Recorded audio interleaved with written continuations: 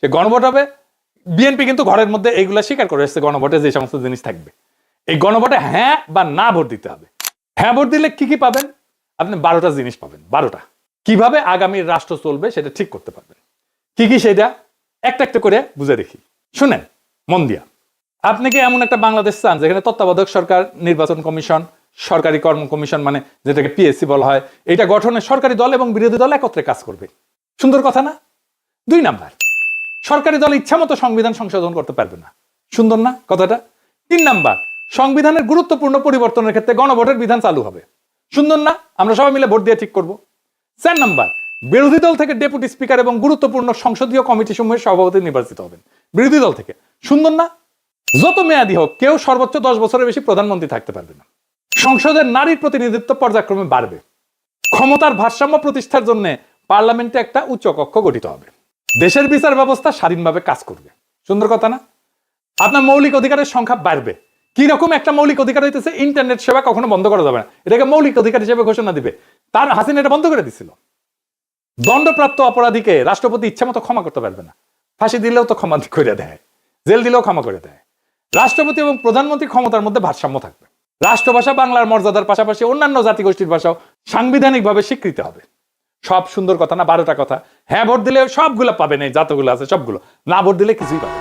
কিন্তু বিএনপি কি বলতেছে দেখেন, বিএনপি কি বলতেছে, জনগণকে কি বলতেছে শোনেন, নিজের কানে শোনেন। এখানে আরেকটা ব্যালট হবে হ্যাঁ এবং না। আপনারা একটু গণভোট হয়েছেন না? এটা গণভোট হবে হ্যাঁ এবং না। যদি আপনারা যারা আওয়ামী লীগ করে, যারা অন্যান্য দল করেন, তাদের কাছে তাদের গেথাতে সুবিধার্থে আমি জানাচ্ছি, যদি হা জয়যুক্ত হয় কোনো ক্রমে, সারা দেশে যদি হা জয়যুক্ত মানে ভোটে জয়যুক্ত হয়, তাহলে এদেশের স্বাধীনতার পরে 72 যে একটা সংবিধান ছিল, শেখ মুজিবুর সাহেব করেছিল, ডক্টর কামালের হাতে লেখা, এই সংবিধান টোটাল ডাউমিট করে দেবো, মানে মুছে ফেলবো। স্বাধীনতার যে আছে 71 সালে যে যুদ্ধটা হয়েছিল, এই যুদ্ধটা 71 সালের কোন ঘটনায় বাংলাদেশে আর থাকবে না। আপনার ইয়ের মধ্যে সংস্কার করতে চাইতেছে, যে সংস্কারের জন্য হানাবুড হইতেছে, এর মধ্যে লেখা আছে 71 সালকে বাদ দিয়ে 24-এ যে ইটা হয়েছে, গণঅভ্যুত্থান হয়েছে, 71 জায়গাটা নিবে 24 সাল। কেন নিবে? এটা একটা কারণ আছে, জামাত ইসলামের একটা কারণ আছে। জামাত ইসলাম 71 সালে দেশে স্বাধীনতা চায় না, এই দেশে বাংলাদেশে স্বাধীন হোক, বাংলাদেশ স্বাধীন হোক, জামাত ইসলাম কিন্তু এটা চাই নাই। যারা আওয়ামী লীগ করেন তারা একটু খেয়াল করে শুনেন। যদি হা জয়যুক্ত হয়, তাহলে আওয়ামী লীগ কিন্তু এখন মানে কি জানি প্রজ্ঞাপনের মাধ্যমে আপনার স্থগিত হয়েছে, আওয়ামী লীগ নির্বাচনে অংশগ্রহণ করতে পারবে না। যদি হা জয়যুক্ত হয়, তাহলে আওয়ামী লীগ একবারে আর কোনো মিটিং টিটিং হবে না, মিটিং টিটিং সংসদে কোথাও উঠবে না। ওই হার মধ্যে লেখা আছে আওয়ামী লীগ নিষিদ্ধ। এই যে 24 সালে গণহত্যার জন্য আওয়ামী লীগ কিন্তু নিষিদ্ধ হয়ে যাবে আপনাদের ভোটেই। যদি হাতে ভোট দেন, হাতে ভোট দিলে আপনার 16 ডিসেম্বর থাকবে না, 26 মার্চ থাকবে না, আপনার 71 সালে যে যুদ্ধ করতে মা বোনেরা ইজ্জত দিচ্ছে, 30 লক্ষ মা বোনের ইজ্জত দিচ্ছে, এটা থাকবে না। অর্থাৎ আপনারা যারা আওয়ামী লীগ করেন, দয়া করে আপনারা না ভোটের জন্য হলো, আওয়ামী লীগেরও তো আমরা আসলে বিএনপি হইতেছে উদারপন্থী রাজনৈতিক দল। আমরা বিএনপি চাচ্ছি সকল দল মিলে একটা দেশে নির্বাচন হোক, এবার না হোক, সামনে যেন সকল দল একটা নির্বাচন অংশগ্রহণ, 5 বছর পরে যে সকল দল নির্বাচনে অংশগ্রহণ করতে পারে। আপনারা আপনাদের যারা আওয়ামী লীগ করেন, আপনাদের দল রক্ষা করার জন্য আপনাদের কেন্দ্রে যাইতে হবে, ঠিক আছে? আপনাদের কেন্দ্রে যাইতে হবে, আপনাদের দল রক্ষা করার জন্য, না ভোট দেওয়ার জন্য, হইলে সার্বভৌমত্ব দেশ রক্ষা করার জন্য, 71কে ফিরিয়ে, মানে 71 যেভাবে আছে স্বাধীনতার যুদ্ধের ইতিহাস আছে, এই ইতিহাসটা রক্ষার জন্য হইলেও যারা না ভোট দিবেন, যারা আওয়ামী লীগ করেন, আপনাদের কেন্দ্রে অবশ্যই যেতে হবে।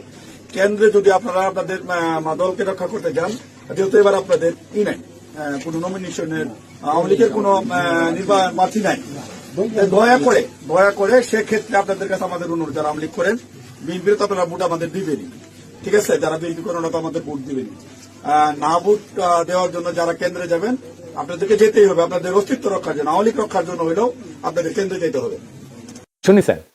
তার মানে বিএনপির ঘুরে ফিরে আওয়ামী লীগকে ফিরে আনতেই চায়। তারা অনেক আগে থেকে বলতেছে কিন্তু আওয়ামী লীগ নির্বাচনে আসুক। শুনেন, তবে আওয়ামী লীগের প্রধান প্রতিদ্বন্দ্বী বিএনপি চায় দলটি নির্বাচনে আসুক, নির্বাচনটি হোক অংশগ্রহণমূলক। আমরা আশা করব যে এই নির্বাচনটি পার্টিসিপেটরি হবে, সকলের জন্যই দ্বার উন্মুক্ত, জনগণ যাদেরকে সুযোগ দেবে তারাই দায়িত্ব পাবে। আমরা কামনা করি প্রত্যেক রাজনৈতিক দল এই নির্বাচনে অংশগ্রহণ করুক, কাউকে বাদ দেওয়ার হলে জনগণই বাদ দিয়ে দেবে। যখন জনগণের বিরূপ প্রতিক্রিয়া হয়েছে তখন বলে এইবার না আসুক, বিএনপি ক্ষমতা আসলে আওয়ামী লীগ ফিরবে, পরের বার ফিরবে। বুঝিস? ওই কমত কমিশনে আইসা বলে আমরা সংস্কার চাই, আর কর্মীদের বলে না ভোটের ক্যাম্পেইন করতে। কিরকম জাউরার জাউরা, কিরকম খাইস্টার খাইস্টা, কিরকম ভন্ডের ভণ্ড। এটাই আসল প্ল্যান। এই প্ল্যান হইতেছে গ্র্যান্ড প্ল্যান, আওয়ামী লীগকে ফেরানোর প্ল্যান। এইবার ভোটে যদি বিএনপি জিতে তাহলে আওয়ামী লীগ ফিরবে, লিগে রাখতে পারেন। এটা তো আমার কথা না, আপনারা তো বিএনপির লোকদের মুখেই শুনলেন, তাই না? আপনি আসলে ধানের শীষে ভোট দিতেছেন না, আপনি ভোট দিতেছেন নৌকায়, আপনি ভোট দিতেছেন হাসিনা রে, আপনি ভোট দিতেছেন ফ্যাসিস্ট রে, আপনি ভোট দিতেছেন ভারপ্রাপ্ত আওয়ামী লীগ রে, বিএনপি রে না। যারা আওয়ামী লীগরে ফিরে আনতে চান তারা ধানের শীষে ভোট দিতে পারেন। আমরা বলবো নৌকার ধানের শীষ দুই সাপেরই একই বিষ। এই দুইটারে বাংলাদেশ থেকে হটাইতে হবে, এই দুইটারে ক্ষমতার আশেপাশে আসতে দেওয়া যাবে না। এটাই আমাদের আগামীর বাংলাদেশ গড়ার শপথ হোক। ইনকিলাব জিন্দাবাদ।